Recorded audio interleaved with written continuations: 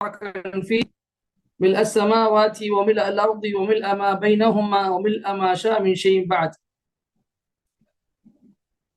اللهم صل على محمد وعلى آل محمد كما صليت على إبراهيم وعلى آل إبراهيم إنك حميد مجيد. اللهم بارك على محمد وعلى آل محمد كما باركت على إبراهيم وعلى آل إبراهيم إنك حميد مجيد. அளவற்ற அருளாளனும் நிகரற்ற அன்புடையனுமாகிய அல்லாஹ்வின் திருப்பெயரால் என்னுடைய உரையை துவங்குகின்றேன். அல்லாஹ்வின் சாந்தியும் சமாதானமும் அவனது அருளும் கிருபையும் கருணை மன்னிப்பும் இறுதி தூதர் முஹம்மது ஸல்லல்லாஹு அலைஹி வஸல்லம் அவர்கள் மீதும் அவர்களின் அடிச்சுவடுகளை தன் உயிர் மூச்சாக கருதி பின்பற்றி வாழ்ந்த உத்தம சத்திய சஹாபாக்கள் மீதும் தபீன்கள் தபா தாபிகள் மீதும் ஏனைய மூமின்களான நம் அனைவர்கள் மீதும் கியாமத் நாள் வரை உண்டாகட்டுமாக. ரப்பி ஷ்ரஹ் லி ஸத்ரி வ யஸ்ஸிர் லி அம்ரி வஹ்லுல் உக்தத்தம் மின் லிசானி யஃப்கஹு கௌலி ரப்பி ஸித்னி இல்மா. எல்லாம் வல்ல அல்லாஹ்வின் நல்லடியார்களே, இந்த முஸ்லிம் சமூகம் தொடர்ந்து சோதனைக்குள்ளாக்கப்பட்டு கொண்டே இருக்கின்றது. இந்த முஸ்லிம் சமூகத்துக்கு இந்த சோதனை என்பது இதோடு முடியாது. இனியும் தொடர்ந்து கியாமத் நாள் வரை, உலகம் அழியும் நாள் வரை வந்து கொண்டே இருக்கும். அதுதான் நியதி. இந்த முஸ்லிம் சமூகத்துக்கு இந்த சோதனை என்பது ஒரு புதிதல்ல. காலாங்காலமாக சோதனைகள் இந்த சமூகத்தை வந்தடைகிறது. சோதனைகளால் இந்த சமூகம் படு கஷ்டத்துக்குள்ளாக, துன்பத்துக்குள்ளாகிறது. இது ஒவ்வொரு காலகட்டத்திலும் நாம் பார்த்து வருகிறோம். அல்லாஹ்வின் தூதர் ஸல்லல்லாஹு அலைஹி வஸல்லம் அவர்கள் முதல் சஹாபாக்கள், தாபீன்கள், தபா தாபீன்கள், இமாம்கள் வரைக்குண்டான அந்த காலகட்டத்தை எடுத்துக்கொண்டால் அந்த காலம் முழுவதும் சோதனையால் நிரம்பி வழியும். வரலாற்று பக்கங்களை நீங்கள் புரட்டி பார்த்தால் சோதனைகள் அவர்களை வேதனைக்குள்ளாக ஆக்கி, அதே நேரத்தில் அந்த சோதனையிலிருந்து அவர்கள் சுபிட்சமும் விடுதலையும் பெற்றிருக்கிறார். எத்தனை முறை சோதனைகள் வந்ததோ அத்தனை சோதனைகளிலும் அவர்கள் வெற்றி பெற்று சுபிட்சத்தையும் விடுதலையும் அடைந்திருக்கிறார்கள். சோதனை வரும், கஷ்டப்படுவார்கள், துன்புறுவார்கள், பிறகு அவர்கள் அதிலிருந்து விடுதலை கிடைக்கும். பிறகு இன்னொரு காலகட்டத்தில் சோதனை வரும், திரும்ப வெற்றி பெற்று விடுதலை பெறுவார்கள். பிறகு சோதனை வரும், வெற்றி பெறுவார்கள், விடுதலை பெறுவார்கள். இப்படித்தான் தொடர்ந்து வரலாறுகள் நெடுகிலும் இருப்பதை நாம் காண முடியும்.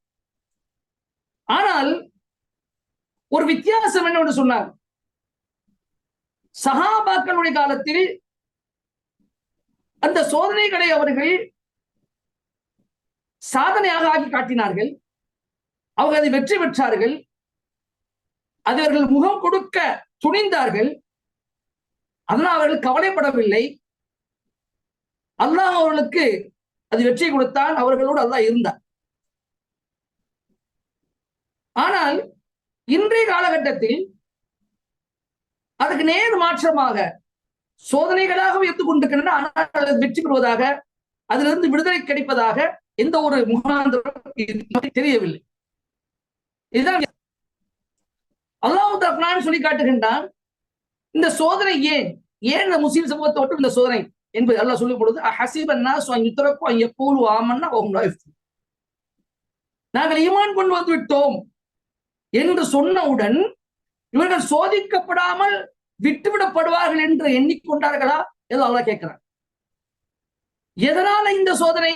அல்லாஹ் தஆலா இந்த வசனத்தை இந்த உம்மத்தே முஹம்மதியாவுக்கு இந்த குர்ஆனை, முஹம்மதுடைய உம்மத்துக்கு இந்த குர்ஆன் அல்லாஹ் தஆலா இறக்கி வைத்து அந்த என்ன சொல்றார் சொன்னால், உங்களையும் சோதிக்கவில்லை, உங்களுக்கு முன்னாடி இந்த வழியை சோதித்திருக்கிறோம் என்று அல்லாஹ் சொல்லி காட்டு. அப்போ உம்மத்து முஹம்மதியாவுக்கு மட்டும் சமூகத்துக்கு ஏன் இந்த சோதனை என்று அல்லாஹ் தஆலா சொல்லும் பொழுது, அஹஸிபன் நாஸ் அன் யுத்ரகு அன் யகூலு ஆமன்னா வஹும் லா யுஃப்தனூன், ஈமான் கொண்டு வந்து விட்டோம் என்று சொன்ன காரணமாக அவர்கள் சோதிக்கப்படாமல் விட்டுவிடப்படுவார்களா என்று அவர்கள் எண்ணிக்கொண்டார்களா என்பதாக அல்லாஹ் தஆலா கேட்கிறார். இந்த யாருக்கு இந்த வசனத்தை அல்லாஹ் சொன்னான் என்று சொன்ன கடைசியாக வந்த சொன்னான். கடைசியாக அந்த உம்மத்துக்கு இந்த வசனத்தை சொல்லி காட்டி அல்லாஹ் சொல்லுகிறான், உங்களுக்கு மட்டும் இந்த சோதனை உங்களை மட்டும் நாம் சோதிக்கவில்லை, உங்களுக்கு முன்பு தொழிலையும் நாம் சோதித்தோம், உங்களுக்கு முன்னாடி வாழ்ந்த அந்த சமுதாயங்களை நாம் சோதித்தோம். அல்லாஹ் சொல்லுகிறான்,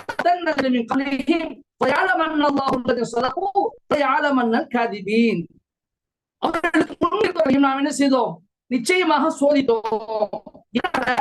உண்மையாளர்கள் யார் நாம் அறிந்து கொள்வதற்காக, பிரித்தறிப்பதற்காக என்று அல்லாஹ் சொல்லி காட்டுகிறார்கள். ஈமானில் யார் உறுதியாக இருக்கிறார்கள், ஈமானில் யார் உண்மையாளர்களாக இருக்கிறார்கள் என்பதை சோதிப்பதற்காகத்தான், அறிந்து கொள்வதற்காக இந்த மாதிரி சோதனைகளை அல்லாஹ் முஸ்லிம்களுக்கு, இந்த உம்மத்து முகம்மது உம்மத்துக்கு அல்லாஹ் கொடுத்து கொண்டிருக்கின்றார். அதே சமயத்தில் அல்லாஹ் என்ன சோதனைகளை கொடுத்தோம், கொடுத்த வெற்றியும்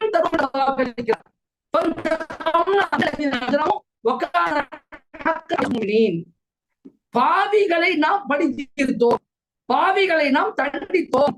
ஏனென்றால் ஒரு மூமின்களுக்கு உதவி செய்வது எங்கள் மீது கடமையாக இருக்கின்றது. அல்லாஹ் சொல்றோம், மூமின்களுக்கு உதவி செய்வது என் மீது கடமையாக இருக்கின்றது. இன்னொரு வசனத்தை சொல்லி காட்டுகிறார்,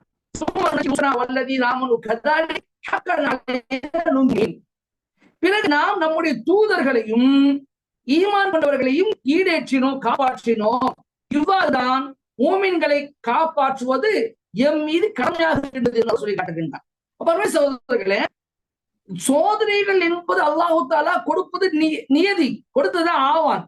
அந்த சோதனைகளிலிருந்து விடுதலையும் அல்லாஹ் தருகிறான், மோட்சத்தையும் பிச்சத்தையும் அல்லாஹ் தருகிறான் என்பதையும் நாம் புரிந்து கொள்ள வேண்டும்.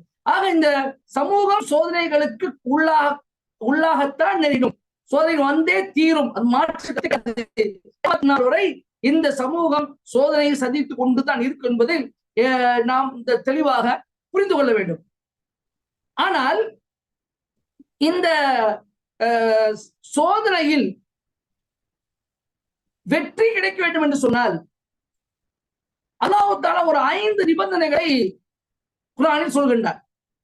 நான் ஆரம்பத்தில் சொன்ன மாதிரி சஹாபாக்களுக்கு நமக்கு உள்ள வித்தியாசம் இந்த வசனம் நமக்கு தெரிய வருகின்றது. சஹாபாக்கள் ஏன் வெற்றி பெற்றார்கள், அவர்கள் சோதனைகளை அனுபவித்தாலும் அந்த அவர்களுக்கு விடுதலை, அது சுபீட்சம் எப்படி எதனால் கிடைத்தது, நமக்கு ஏன் கிடைக்க மாட்டேங்குது, நாம் ஏன் அந்த வெற்றி பெற முடியாமல் தவிக்க என்பதற்கு இந்த வசனம் ஒரு வித்தியாசத்தை, 2 பேருக்குள்ள வித்தியாசத்தை எனக்கு தெளிவாக எடுத்து சொல்லும். அப்ப அல்லாஹ் ஒரு 5 விதமான நிபந்தனைகளை சொல்லி காட்டுகின்றார். இந்த 5 விஷயங்கள் உங்களிடம் இருக்குமையானால் நீங்கள் வெற்றி பெற முடியும் என்பதை அல்லாஹ் தெளிவுபடுத்துகின்றார். அல்லாஹ் சொல்றான் தௌபால, யா அய்யுஹல்லதீன ஆமனூ இதா லகீதும் ஃபியத்தன் ஃபஸ்புது வذ்குருல்லாஹ கஸீரன் லஅல்லகும் துஃப்லிஹூன். ஈமான் கொண்டவர்களே, நீங்கள் யுத்தத்தில் எதிரி படையை நீங்கள் சந்தித்தால் ஃபஸ்புது, நீங்கள் உறுதியாக இருங்கள். இது அல்லாஹ் சொல்லக்கூடிய முதல் நிபந்தனை. எதிரி படையை நீங்கள் சந்தித்தால் நீ என்ன செய்யுங்கள், உறுதியாக இருங்கள்.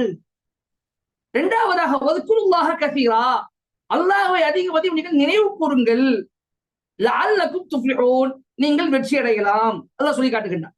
நீங்க யுத்தம் செய்யும் பொழுது உறுதியாக இருக்கணும். உங்க உறுதியில் குலைவு ஏற்பட்டு விடக்கூடாது, உறுதி குலைத்து விடக்கூடாது. அதே அல்லாஹ் அதிகமா நினைவு கூற வேண்டும், நீங்கள் வெற்றி பெறலாம் என்று அல்லாஹ் சொல்லிவிட்டு, வெற்றி பெறலாம் என்ற வார்த்தையை முன்னாடி சொல்லிவிட்டு பாக்கி உள்ள 3 நிபந்தனைகளை அடுத்து சொல்லி காட்டுகின்றான். நீங்க சொல்ற வஅதீஉல்லாஹ வ ரசூலஹு, மூணாவதாக அல்லாஹ்வையும் அவன் தூதரையும் நீங்கள் பின்பற்றுங்கள், அல்லாஹ்வுக்கு அவன் தூதருக்கு கட்டுப்படுங்கள். நான்காவதாக வலா தனாஸஉ, நீங்கள் பிடுங்கிக் கொள்ள வேண்டாம், உங்களுக்கு மத்தியில் நீங்கள் பிடுங்கிக் கொள்ள வேண்டாம், கருத்து வேறுபாடு கொள்ள வேண்டாம். ஃபதஃப்ஷலு வததப ரிஹுக்கும் வஸ்பிரு, நீங்கள் பிடுங்கிக் கொள்வீர்களேயானால் நீங்கள் கோழையாகி விடுவீர்கள், உங்களுடைய சக்தி உங்களை விட்டு போய்விடும் என்று அல்லாஹ் சொல்லி காட்டுறான். இது 4வது. 5வது நிபந்தனை வஸ்பிரு, நீங்கள் பொறுமையாக இருங்கள், சகிப்புத்தன்மையை மேற்கொள்ளுங்கள். இன்னல்லாஹ் மஅஸ்ஸாபிரீன், நிச்சயம் அல்லாஹ் தஆலா பொறுமையாளர்களோடு இருக்கிறான். சகோதரர்களே, இந்த 5 விடயங்கள் நீங்கள் எதிரியை சந்தித்தால் உறுதியாக இருங்கள். அல்லாஹை அதிக அதிகமாக நினைவு கூறுங்கள். அல்லாஹையும் தூதரையும் பின்பற்றுங்கள். அவர்களுக்கு நீங்கள் 2 பேருக்கு நீங்கள் கீழ்ப்படியுங்கள். நீங்கள் பிணங்கிக் கொள்ளாதீர்கள். நீங்கள் கோடைத்தனமாக ஏன் மாறுகிறீர்கள் என்றால், கோடைகளாக ஏன் மாறுகிறீர்கள் என்றால், உங்களுடைய சக்தி ஏன் போய் வீணாகி போய் விடுகிறது என்று சொன்னால், உங்களுக்கு மத்தியில் பிணக்கு ஏற்பட போய்த்தான், உங்களுக்கு மத்தியில் கருத்து வேறுபாடு ஏற்பட போய்த்தான். எனவே நீங்கள் பிணங்கிக் கொள்ளாதீர்கள். 2வது, உங்களுக்கு ஏற்படக்கூடிய அத்தனை சோதனைகளிலும் கஷ்டங்களிலும் துன்பங்களிலும் நீங்க என்ன செய்யுங்க, பொறுமையாக இருங்கள் என்று அல்லாஹ் தஆலா சொல்லி காட்டுகின்றார். இமாம் இப்னு கையிம் ரஹிமஹுல்லாஹ் அவர்கள் இந்த வசனத்தை தன்னுடைய ஃபுரூசியா என்ற நூலில் பதிவு செய்து விட்டு இந்த வசனத்துக்கு தன்னுடைய ஃபுரூசியா என்ற அந்த நூலை இந்த வசனத்தோடு முடிக்கிறாங்க. இந்த வசனத்தை போட்டு முடிக்கிறாங்க. முடித்த பிறகு இதுக்கு பிறகு அவர் சொல்றாங்க அவங்க, அமரல்லாஹுல் முஜாஹிதீன ஃபீஹா பிஹம்ஸதி அஷ்யா மஜ்தமஅத் ஃபீ ஃபியத்தின் கத்து இல்லா நுஸரத் வ இன் கல்ல வ கத்ர அதுவுஹா. அல்லாஹ் தஆலா முஜாஹிதீன்களுக்கு போர் செய்ய, அல்லாஹ்வுடைய பாதையில் போர் செய்யக்கூடியவர்களுக்கு இந்த ஆயத்தில் 5 கட்டளைகளை பிறப்பிக்கிறான். இந்த 5 கட்டளை ஒரு கூட்டத்தில் இருக்குமையானார், யுத்தம் செய்யக்கூடிய ஒரு கூட்டத்தில் இருக்குமே, ஒட்டுமொத்தமாக இந்த 5மே ஒரு கூட்டத்தில் உள்ளவர்களுக்கு காணப்படுமையானால், அவர்கள் குறைவாக இருந்தாலும் அவர்களுடைய எதிரி படைகள் எண்ணிக்கை அதிகமாக இருந்து இவர்கள் எண்ணிக்கை குறைவாக இருந்தாலும் அவர்கள் வெற்றி பெறுவார்கள்.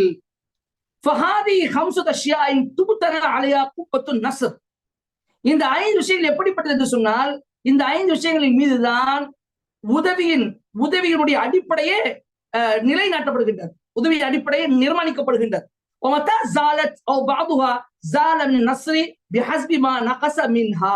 எப்பொழுது இந்த 5 விஷயங்களும் இல்லாமல் போகுமோ, இந்த 5 விஷயங்களும் மறைந்து விடுமோ, அல்லது இந்த 5ல் ஏதாவது ஒன்று மறைந்து விடுமோ, இல்லாமல் போகுமோ, அதுக்கு தக்கவாறு எந்த அளவுக்கு குறையுதோ, இந்த விஷயங்களில் எந்த அளவுக்கு எத்தனை விஷயங்கள் குறையுதோ அந்த அளவுக்கு தான் உதவியும் குறைந்து கொண்டிருக்கும், அந்த அளவுக்கு தான் உதவியும் ஏற்படும்.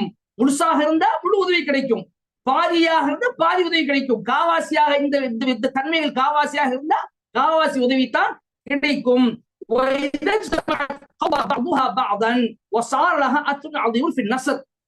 இந்த 5 விஷயங்களும் ஒரு கூட்டத்தில் காணப்படுமையானால் ஒன்றை இன்னொன்று பலப்படுத்தும், ஒரு தன்மை இன்னொரு தன்மையை பலப்படுத்தும். அப்படி பலப்படுத்துகின்ற பொழுது அதற்கு மிக பெரிய ஒரு பின் விளைவுகள் ஏற்படும். வலம் மஜ்தமஅத் ஸஹாபதி வாராங்க, இப்னு கையிம் சொல்றார்கள், வலம் மஜ்தமஅத் ஸஹாபதி லம் தகும் லஹும் உம்மத்துன் மினல் உமம். இந்த 5 விஷயங்களும் சஹாபாக்களிடத்தில் காணப்பட்டன. இந்த 5 விஷயமே இருந்தன, சஹாபாக்களிடத்துல இருந்தன. எனவே அவர்களுக்கு எதிராக எந்த ஒரு உம்மத்தும் நிற்க முடியவில்லை. அவர்கள் எதிராக எந்த ஒரு சமுதாயம், எந்த ஒரு உம்மத்தும், எந்த ஒரு படையும் நிற்க முடியவில்லை. துன்யா, அவர்கள் துன்யாவை, உலகத்தை வெற்றி கொண்டார்கள். எல்லா நகரங்களும், எல்லா ஊர்களும், எல்லா மனிதர்களும் அவர்களுக்கு அருகே வந்தார்கள், அவர்களுக்கு அடிமைப்பட்டார்கள்.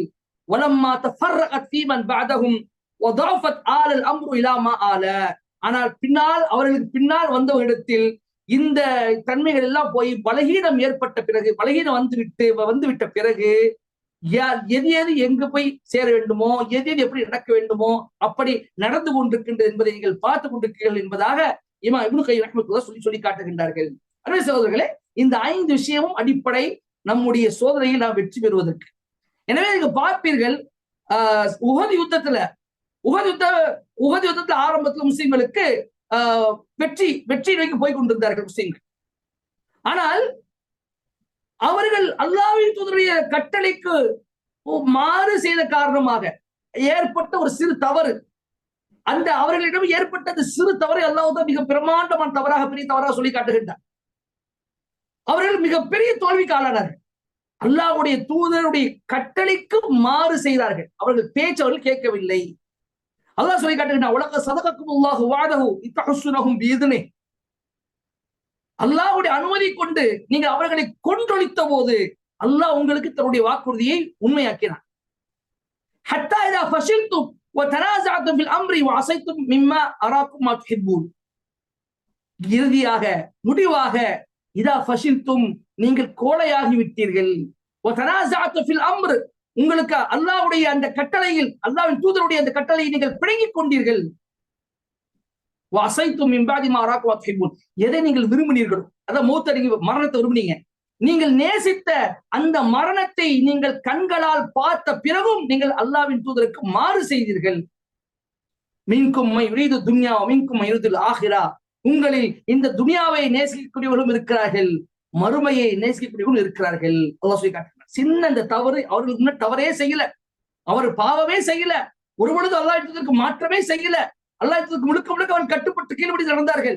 இந்த கனிமத் விஷயத்தில் உஹது போர்ல ஆரம்பத்துல காவிர்களுக்கு தோல்வி ஏற்பட்ட பிறகு அவர்கள் தங்களுடைய பொருட்களை எல்லாம் விட்டு விட்டு ஓடினார்கள்.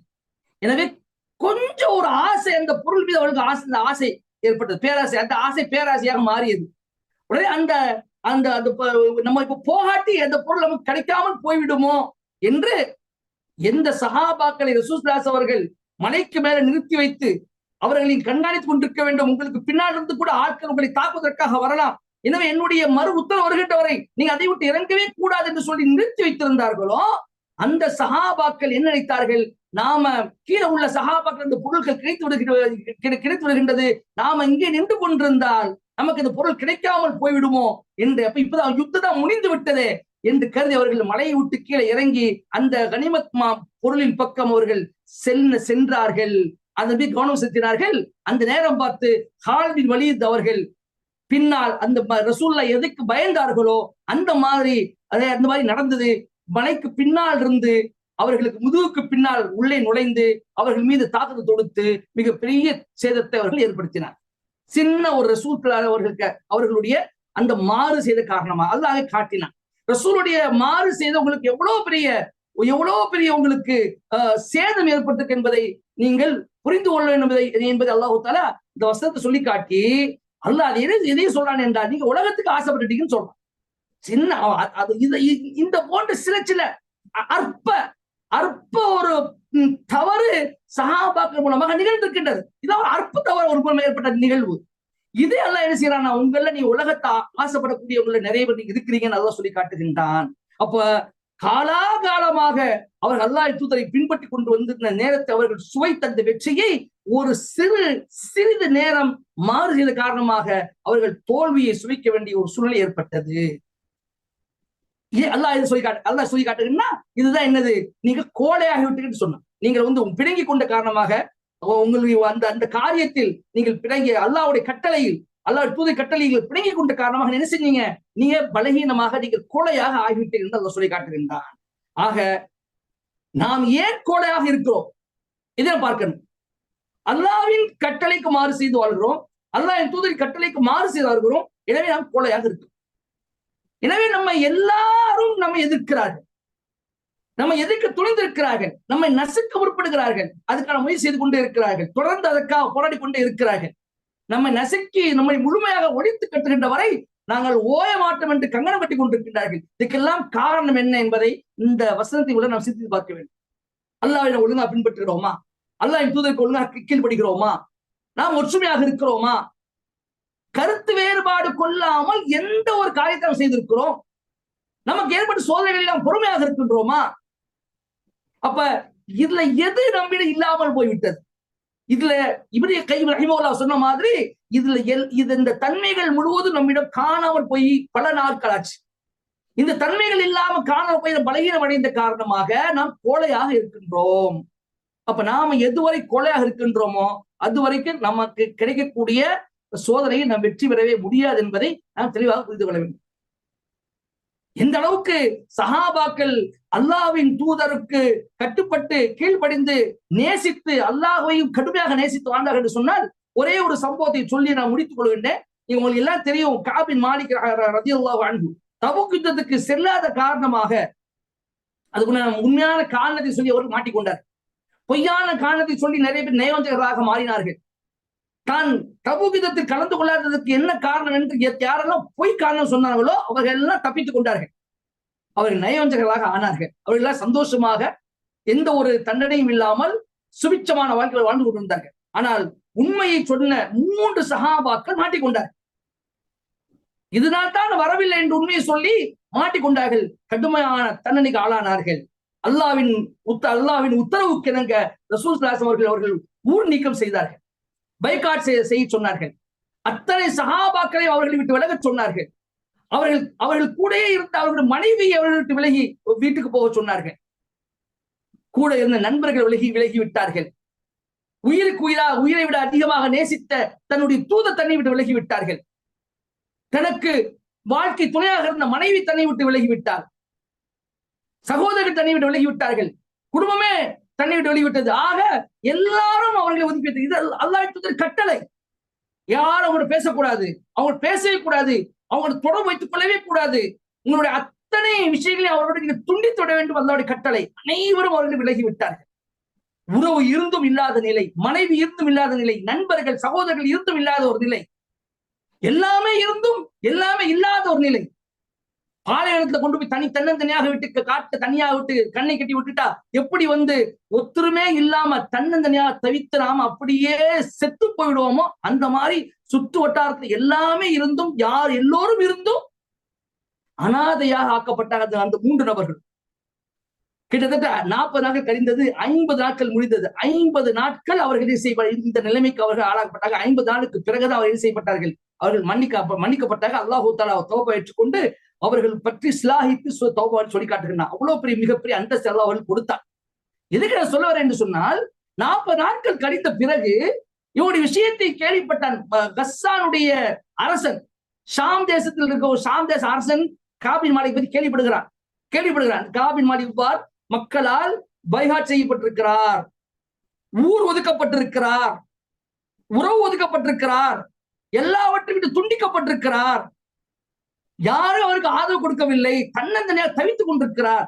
இந்த மாதிரி நேரத்துல நாம் அவர்கிட்ட போய் அப்ரோச் பண்ணோம்னா, நமக்கு ஆதரவு தெரிவித்தோம் என்று சொன்னால் நம் பக்கம் திரும்பிடுவார், அவரை வைத்து நாம அந்த முஸ்லிம்களை பழி வாங்கலாம் என்று கருதி ஒரு லெட்டரை அனுப்புகிறார் காபின் மாலிக் அவர்களிடத்துல.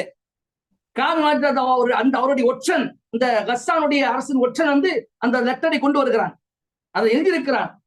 நான் கேள்விப்பட்டேன், இந்த மாதிரி முகம்மது உங்களை விட்டு அனைத்தையும் தடுத்து விட்டார், நீங்கள் ஊர் நீக்கப்பட்டிருக்கிறீர்கள், எல்லாவற்றையும் உங்களை விட்டு முகம்மது தடுத்து விட்டார், நீங்கள் பாவம் ஒன்றுமே இல்லாமல் அனாதையா தவித்துக் கொண்டிருக்கிறீர்கள். இந்த மாதிரி நேரத்தில் நான் உங்களுக்கு சப்போர்ட்டாக இருக்கிறேன், உங்களுக்கு ஆதரவாக இருக்கிறேன், நீங்க கவலைப்படாதீங்க, உங்களோட நான் இருக்கிறேன். அப்படியே என்ன அர்த்தம்? நீங்க வாங்க, நான் உங்களுக்கு சப்போர்ட்டாக, நான் உங்களுக்கு ஆதரவு கொடுத்து நான் உங்களுக்கு இடம் தர்றேன், எங்களோட சேர்ந்து கொள்ள என்று அர்த்தம். இந்த லெட்டரை அவர்கள் படிக்கிறார்கள். அவர்கள் சொல்கிறார்கள், படித்து விட்டு சொல்கிறார்கள், ஹாதா ஐதன் மினல் பலாயா, ஹாதா ஐதன் மினல் பலா, இதுவும் அல்லாஹ் எனக்கு தந்த சோதனையில் ஒன்று. ஏற்கனவே சோதனை அனுபவித்துக் கொண்டிருக்கின்றேன்.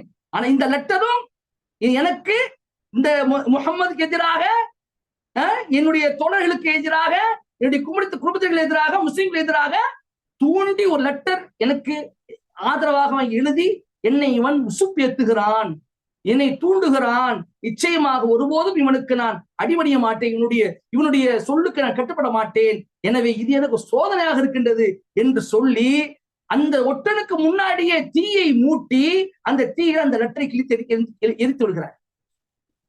இந்த சம்பவம் ரசூலுல்லாஹி ஸல்லல்லாஹு அலைஹி வஸல்லம் காதுக்கு போகிறது. அல்லாஹ் இதையெல்லாம் பார்த்துதான் அல்லாஹ் தஆலா 50 நாட்களுக்கு பிறகு அவர்களுடைய தௌபாவை நான் ஏற்றுக்கொண்டேன் என்று வசனத்தை அல்லாஹ் தஆலா காபின் மாலிக்கோடு சேர்ந்த 3 நபர்களுடைய தௌபாவையும் நான் ஏற்றுக்கொண்டேன் அல்லாஹ் தஆலா வசனத்தை இறக்கி வைக்கின்றான். எனவே அந்த சூராவுக்கு தௌபா என்ற பெயர் அதுக்கு வைக்கப்பட்டிருக்கின்றது. அல்லாஹ் சொல்லி காட்டுகிறான், யா அய்யுஹல்லதீன ஆமனு தக்குல்லாஹ வ கூனு மஅஸ் ஸாதிகீன், ஈமான் கொண்டவர்களே நீங்கள் அல்லாஹ் அஞ்சுங்கள், உண்மையாளர்களோடு ஆகிவிடுங்கள். யாரு? காபின் மாலிக் போன்ற உண்மையாளர்களோடு நீங்கள் ஆகிவிடுங்கள் என்று அல்லாஹு தஆலா அந்த 3 நபர்களை வைத்து என்ன செய்யறான்? வசனத்தை இறக்கி அவர்களை போன்று நீங்கள் ஆகுங்கள் என்று சொல்கிறான். என்றால் எவ்வளவு பெரிய அந்தஸ்து அல்லாஹ் 3 பேர் கொடுத்திருக்கார் என்று நீங்கள் பாருங்க. எதுக்கு சொல்லுவார் என்றால், எப்பேற்பட்ட கட்டம் அது. நாமெல்லாம் இருந்தா நமக்கு பழிவாங்க தோணும். நான் என்ன தப்பு செஞ்சு உண்மைதானே சொன்னேன், உண்மையை சொல்லி எனக்கு எவ்வளவு பெரிய தண்டையா, எல்லாத்தையும் விட்டு விலகி தன்னந்தனியாக ஒன்றுமே இல்லாதவனா ஆக்கப்பட்டு விட்டேனே, நான் இதை சும்மா விட மாட்டேன், நிச்சயம் பழிக்கு பழியா வாங்கிய தீரன் என்ற எண்ணம் எனக்கு இருந்திருந்தால் நிச்சயமாக அந்த மாதிரி ஒரு லெட்டர் வந்திருந்தா நான் உடனே அதுக்கு சப்போர்ட் பண்ணி அந்த பக்கம் சாய்ந்திருப்பேன். ஆனால் ஈமானில் உறுதியாக இருந்தார்கள். உறுதியாக இருந்தார்கள். இதுவும் தனக்கு ஒரு சொந்த சோதனை என்று கருதினார்கள். எனவே அந்த தனக்கு வந்த சோதனை என்று கருதிய காரணமாக அதில் ஒரு பொறுமையாக இருந்தார். பாருங்க, இந்த விஷயம் 5 விஷயங்கள் இருக்குதா இல்லையா? அல்லாஹ் என்பதற்கு கட்டுப்பட்டார்கள், உறுதியாக இருந்தார்கள். அந்த 50 நாட்களும் அதிகம் அல்லாஹ் நினைவு கூறினார். அந்த அவரை பத்தி வருகின்றது, அவர்கள் ஜன்னல் கம்பிகளையே பிடித்து உட்கார்ந்து கொண்டார். ஜன்னல் கம்பிகளை பிடித்து உட்கார்ந்து கொண்டார். அந்த சுவட்டோடு சாய்ந்து கொண்டார். இந்த 3 சஹாபாக்களும் சுவட்டோடு சாய்ந்து கொண்டேதான் இருந்தாங்க. என்ன அர்த்தம்? இங்கே போகல, வீட்டிலேயே முடங்கி போயினாங்க. அல்லாஹ் நினைவு கூறி கொண்டே இருந்தார்கள். பொறுமையாக இருந்தார்கள். கோழையாகிடவில்லை. அவர்கள் தைரியமாக இருந்தார்கள். அவர்கள் இதனால் கருத்து வேறுபாடு கொண்டு அல்லாஹ்வின் தூதரை விட்டு அவர்கள் பிரிந்து போகவில்லை, இஸ்லாத்தை விட்டு வெளியேறவில்லை. இந்த 5 நிபந்தனைகள் அந்த சஹாபாக்களுக்குள்ள, இந்த காபின் மாலிக் கொண்ட அந்த 3 சஹாபாக்களுக்கு இருந்தது. எனவே அல்லாஹ் மிகப்பெரிய வெற்றியை கொடுத்தான். நான் பார்ப்போம். எனவே சகோதரர்களே, நிச்சயமாக மறுமை நாள் வரை நமக்கு சோதனைகள் வந்து கொண்டே இருக்குவது மாற்று கருத்து கிடையாது. அந்த சோதனை நமக்கு ஈமான் கொண்டு வந்து விட்டாலே, ஆமன்னா என்று சொல்லிவிட்டால் நமக்கு சோதனை ஆரம்பமாகும் என்பதை புரிந்து கொள்ள வேண்டும். சஹாபாக்கள் மதா நஸ்ருல்லாஹ், அல்லாஹ்வுடைய உதவி எப்பொழுது வரும் என்று கேட்கக்கூடிய அளவுக்கு சோதனைகளால் அவர்கள் சின்ன பின்னப்படுத்தப்பட்டார்கள். அல்லாஹ் இன்ன நஸ்ரல்லாஹி கரீம், அல்லாஹ் சொன்னான், பொறுமையாக இருக்க, அல்லாஹ்வுடைய உதவி இதோ அருகாமையில் இருக்குது என்று சொல்லி அல்லாஹ் தஆலா ஆறுதல் அளித்தான். எனவே அல்லாஹ்வுடைய உதவி அருகாமையில் இருக்கின்றது. நிச்சயமாக அல்லாஹ்வுடைய உதவி நம்முடைய அருகில் இருக்கின்றது. ஆனால் அதற்கு நாம் செய்ய வேண்டியது இந்த 5 தன்மைகளை நம்முள் நாம் கொண்டு வந்து வாழ வேண்டும். இந்த 5 தன்மைகள், மேலே சொன்ன இந்த 5 தன்மைகள் நமக்கு நம்மிடையே காணப்படும் என்று சொன்னால் நிச்சயமாக நம்ம எந்த ஒரு சமுதாயம் எதிர்க்க முடியாது, யாரும் நம்மை ஒன்றுமே செய்ய முடியாது.